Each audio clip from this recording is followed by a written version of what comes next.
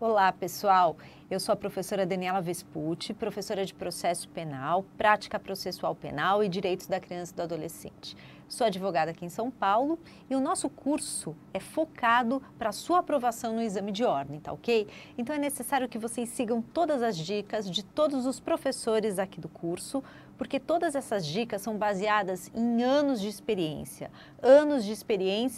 com excelente aprovação no exame de ordem, tá ok, pessoal? Então, a nossa matéria é processo penal, tá?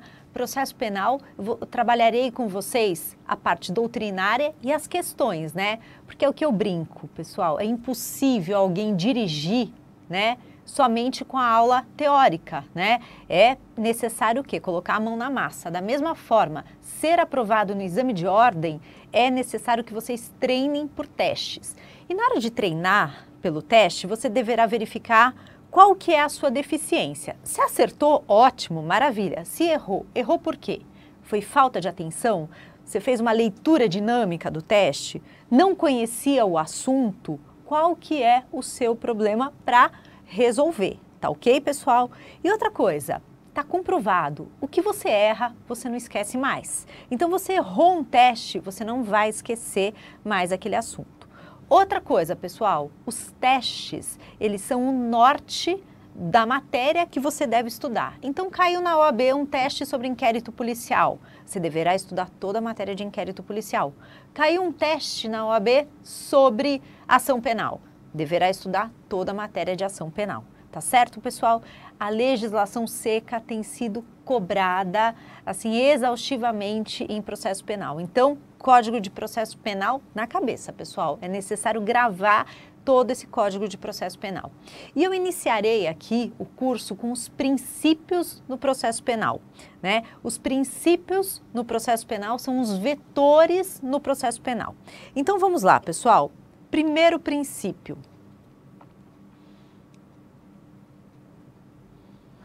É a busca da verdade real. Pessoal, ao contrário do processo civil, no processo penal existe a busca da verdade real. No que consiste essa busca da verdade real?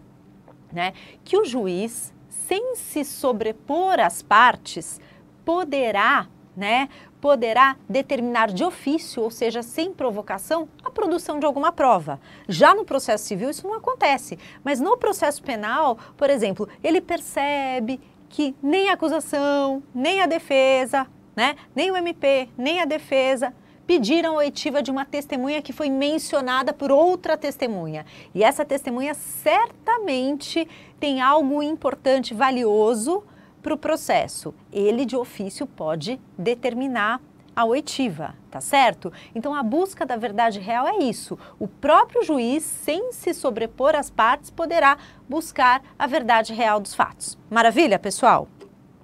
Próximo princípio, o contraditório, consagrado aí na nossa Constituição Federal, né?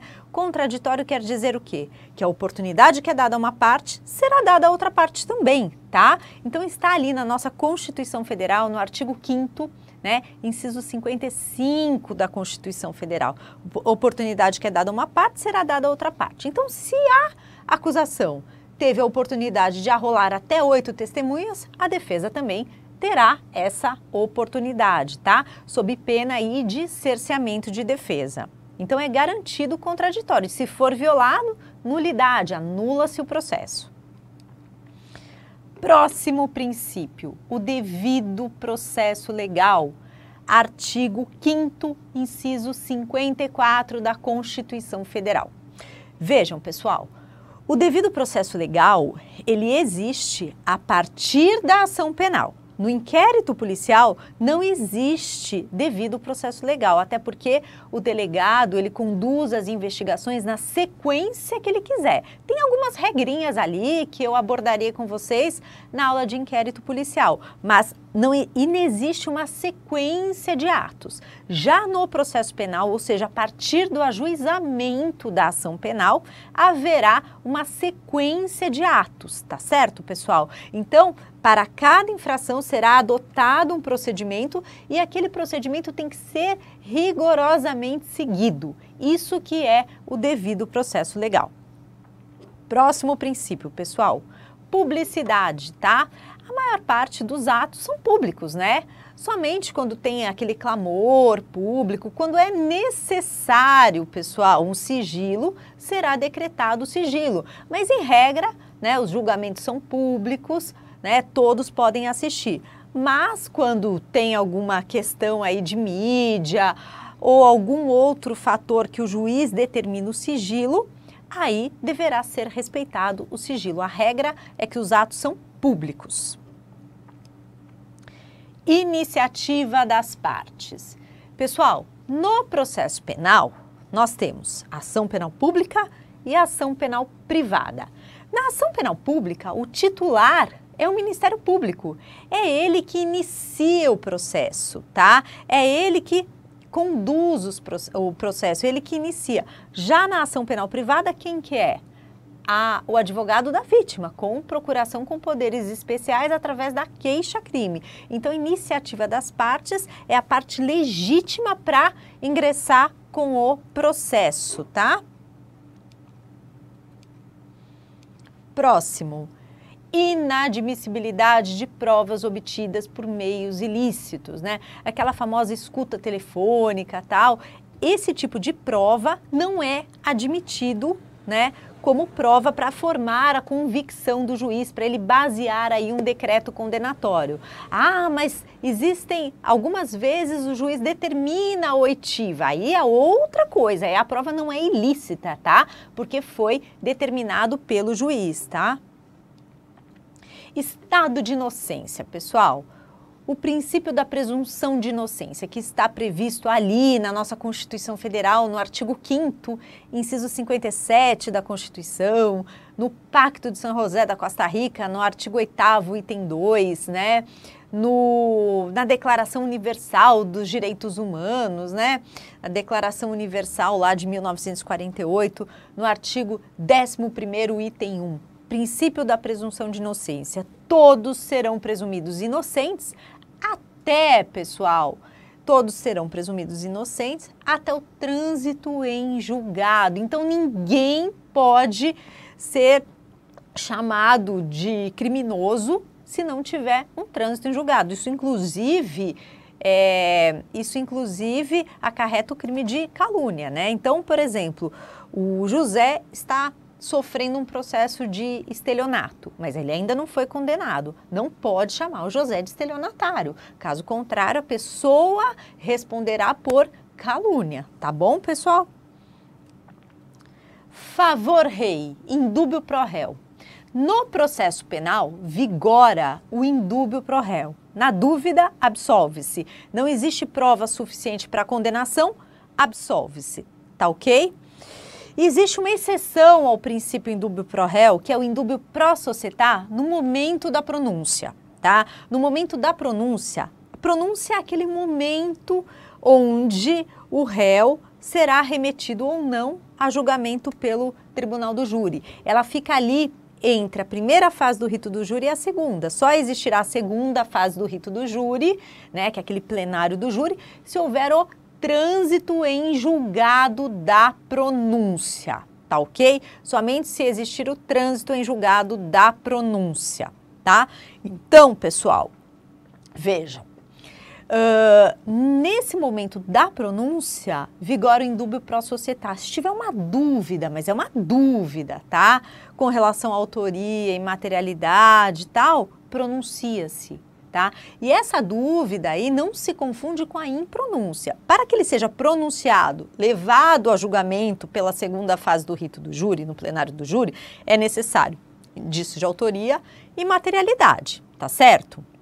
Para que ele seja impronunciado, é necessário o quê, pessoal? Que não tenha autoria ou não tenha materialidade ou não tenha nenhum dos dois. Então, essa dúvida do indúbio pro societá, que ele será pronunciado, é uma dúvida, tá? Então, por exemplo, 3 testemunhas dizem que foi o Tício mesmo, que o Tício era moreno, de olhos azuis, foi ele que praticou o homicídio. E uma só fala que ele era loiro, que o autor do crime era... Então, tem uma dúvida, não é, né, uma certeza né, da falta aí da autoria, tá? É uma leve dúvida. Se tiver uma leve dúvida, aí pronuncia-se, vigora o indúbio pro societá. Então, isso eu vou enfatizar novamente na hora do júri. Então, na dúvida, pessoal, indúbio pro réu,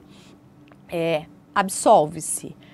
Contudo, no momento da pronúncia, vigora o indúbio pro societá. Se tiver uma dúvida com relação à autoria ou materialidade, não é certeza, tá? Uma dúvida, ele será o quê? Ele será pronunciado, tá? Agora, tem certeza que não foi ele. Todas as testemunhas falam que não foi ele. Aí ele tem que ser o quê? Impronunciado, tá bom, pessoal? Mas fiquem tranquilos que eu sei que esse é um assunto complexo. Eu vou enfatizar esse assunto no momento que a gente trabalhar o júri, tá bom? Vamos lá para o próximo. Impulso oficial, tá? O juiz que sabe qual é o procedimento, ele dá um impulso no processo. Então, é o impulso do magistrado. Ele é que diz quais são os passos ali do procedimento adotado. Duplo grau de jurisdição. Pessoal, duplo grau de jurisdição é a possibilidade de recorrer, né? O duplo grau de jurisdição, ele está fundamentado na falibilidade humana, tá? E no inconformismo de quem é vencido. Então, duplo grau de jurisdição existe em todo o processo penal, tá? Então, todas as decisões são passíveis aí de recursos, de reforma. E agora, pessoal, vamos falar um pouquinho do inquérito policial. Vamos lá. Gente, o inquérito policial está disciplinado nos artigos 4º ao 23º do Código de Processo Penal. Então, na hora que eu expliquei os princípios, eu já disse a vocês que a ação penal tem uma sequência de atos. Que o inquérito policial, ele é o quê? Discricionário. Isso quer dizer o quê? O delegado de polícia conduz as investigações na sequência que ele achar melhor. Porém, ele deve obedecer algumas regrinhas. Quais são essas regrinhas, pessoal? Quais? Vamos ver. Primeira delas, pessoal, tudo deve ser escrito, datilografado ou digitado. O delegado não pode falar assim, olha, eu tenho uma memória maravilhosa, não preciso datilografar nada, eu não preciso reduzir nada a escrito. Ele precisa. Isso é obrigação. O inquérito policial, tudo que acontecer, tem que ficar registrado. Outra coisa, pessoal, muito importante aí no inquérito policial, existe um prazo para o encerramento do inquérito policial. Na Justiça Estadual, o prazo para o encerramento do inquérito policial de indiciado preso é 10 dias indiciado preso, 30 solto. Óbvio que esse prazo poderá ter uma prorrogação. Também, pessoal, o prazo do inquérito policial na Justiça Federal, 15 dias preso, 30 solto. E na lei de drogas, tá? 30 dias preso e 90 solto, tá bom, pessoal? Então, é importante esse prazo. Então, o delegado, ele tem que reduzir tudo a escrito, que aconteceu no inquérito, obedecer aí o prazo, podendo pedir aí uma prorrogação e, ao final do inquérito, emitir um relatório. Isso é importantíssimo dentro do inquérito policial. Pessoal, o inquérito policial não é um processo, ele é meramente investigatório, então é um procedimento administrativo, um conjunto de diligências investigatórias realizado pela Polícia Judiciária de caráter inquisitivo, investigatório, presidido pelo delegado de carreira. E, pessoal, o objetivo do inquérito policial é o quê? Buscar elementos para uma ação penal. E olha só, presta atenção nessa dica aqui, pessoal. O inquérito policial, o objetivo é buscar, né, autoria e materialidade para embasar uma possível ação penal. Porém, ele é dispensável, pessoal. Inquérito policial é dispensável. É possível iniciar uma ação penal baseada em outras peças de informações. Então, o inquérito, ele é dispensável. Ele serve para embasar uma ação penal, porém, ele é dispensável. Pessoal, vamos ver aí uma questão da OAB? Olha lá. Um delegado de polícia determina a instauração de inquérito policial para apurar a prática do crime de receptação, supostamente praticado por José. Com relação ao inquérito policial, assinale a afirmativa que não constitui sua característica. Então, olha só, pessoal, uma coisa aí. É muito importante que vocês prestem atenção na questão. É muito comum um candidato errar por bobeira, ou seja, por falta de atenção, por uma leitura dinâmica do teste. Aqui o importante é, ele quer algo que não constitui sua característica, tá? Então, pessoal, o inquérito, vamos ver aqui as alternativas. Ele é escrito? Ele é escrito. Tudo deve ser reduzido a escrito. Isso é uma característica do inquérito policial, sim, tá? Inquisitório. Ele é inquisitório. Ele serve para quê? Para buscar elementos para uma ação penal. A pessoa está sendo somente investigada, ela não está sendo acusada de nada. Então, é também uma característica. AC. Ele é indispensável. Não, pessoal, disse para vocês que não, ele não é indispensável. O inquérito policial, ele é dispensável. É possível basear, tá? É possível basear uma denúncia, uma queixa-crime em outras peças de informações. O inquérito policial, ele é dispensável. Por exemplo, o abandono material, né? Tem uma sentença que determinou que o pai deveria pagar 10 salários mínimos para o filho. Ele não ingressa com nenhuma ação, né, de revisional, não tem nenhuma liminar concedida, não ingressa com exoneração, simplesmente para de pagar, tá? Precisa de um inquérito para isso? Para ingressar? Não, é só pegar a sentença e a sentença que diz o valor, qual é a conta e o extrato bancário que a pessoa está sem receber 4 meses, por exemplo, e levar para o promotor de justiça.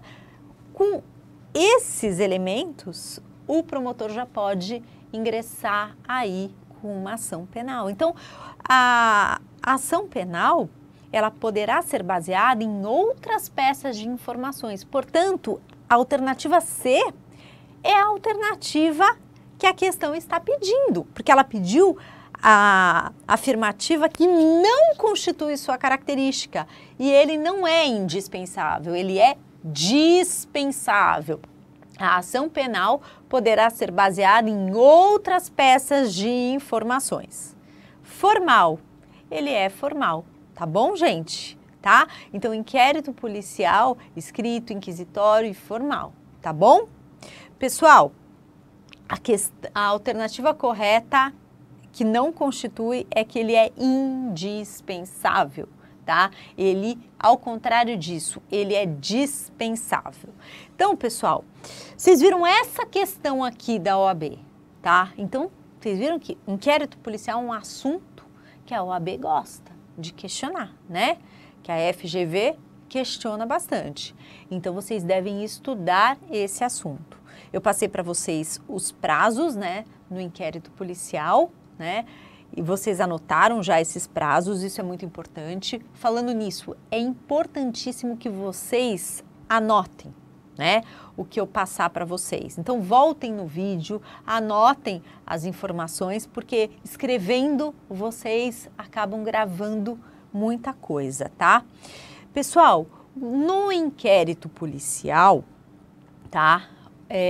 Não cabe o contraditório, porque o inquérito policial, pessoal, o inquérito policial, ele é meramente inquisitivo, tá? Ele não é um processo, tá? Então, não cabe o contraditório, tá? É só uma sequência aí de investigação. Portanto, os vícios que acontecerem no inquérito policial não contaminarão a ação penal. Então, se não for suscitado no inquérito policial, já era, né? É aquela frase, o direito não acolhe aqueles que dormem, né? Então, assim, os vícios no inquérito policial deverão ser suscitados ali no inquérito policial, tá bom? Porque se não for, não dá mais, tá, gente? Então, é muito importante isso também, pessoal. Pessoal, uma vez arquivado o inquérito policial, falando nisso, quem é que arquiva o inquérito policial? Quem é que determina o arquivamento do inquérito policial? Não é o promotor, não, tá? Não é o delegado. Quem determina o arquivamento é o juiz. Outra questão recorrente aí no exame de ordem, tá?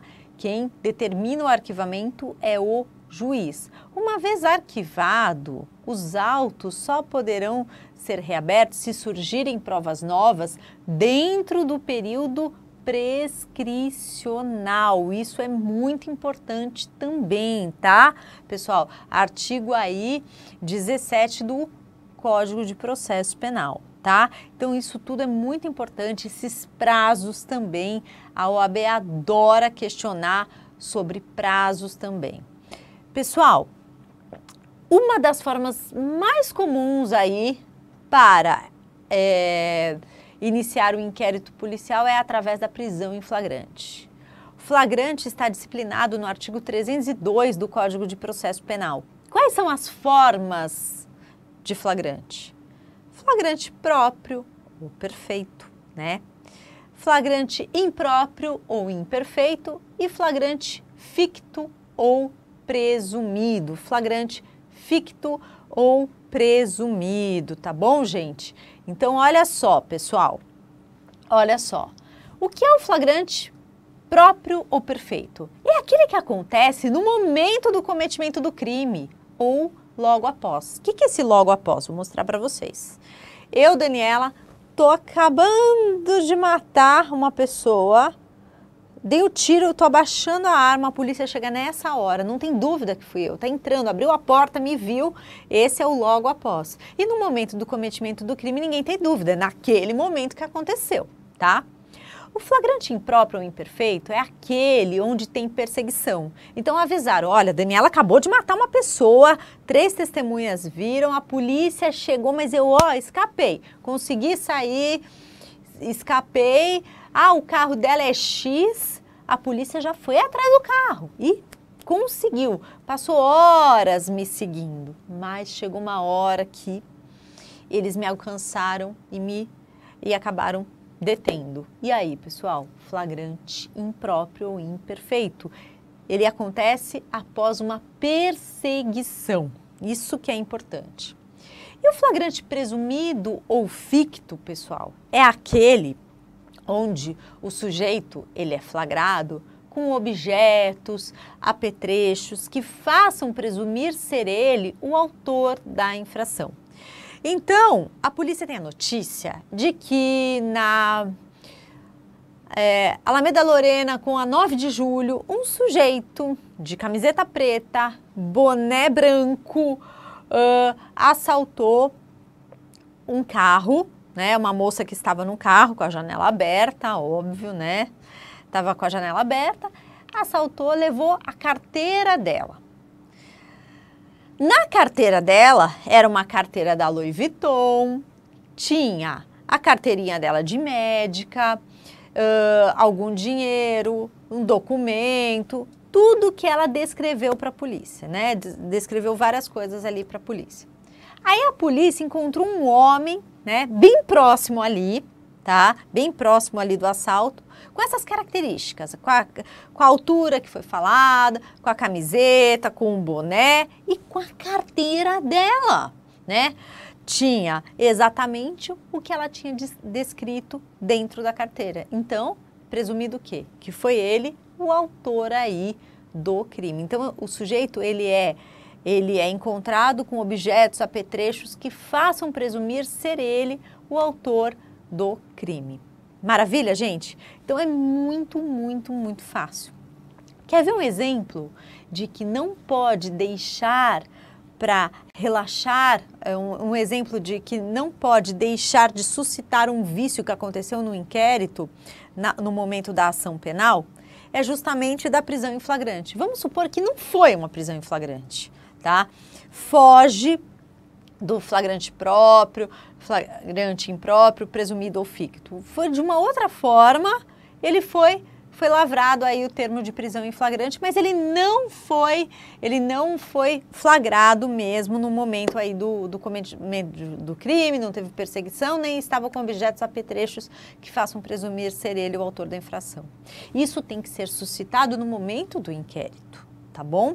Lá na frente é possível, né, revogar a prisão de outras formas, tá? Mas aqui no inquérito é necessário para relaxar esse flagrante, é necessário resolver isso dentro do inquérito. E qualquer outro vício na lavratura do auto de prisão em flagrante, qualquer outro vício aí do inquérito policial tem que ser suscitado no inquérito, porque os vícios do inquérito não contaminam a ação penal. Pessoal, no próximo bloco eu vou continuar com o inquérito policial. Eu vou explicar com mais detalhes, faremos questões juntos, tá? Então fiquem conosco, tá? Não deixem acumular matéria, isso é muito importante. Ah, já assisti o inquérito, assisti a ação penal, começou o procedimento. Ah, eu não vou, eu esqueci o inquérito, deixa para lá. Não pode, não deixem acumular matéria, que esse é o caminho certo para vocês serem aprovados, tá? Estudar tudo que foi passado, estudar por testes passados, tá bom? Então, pessoal, até o próximo bloco.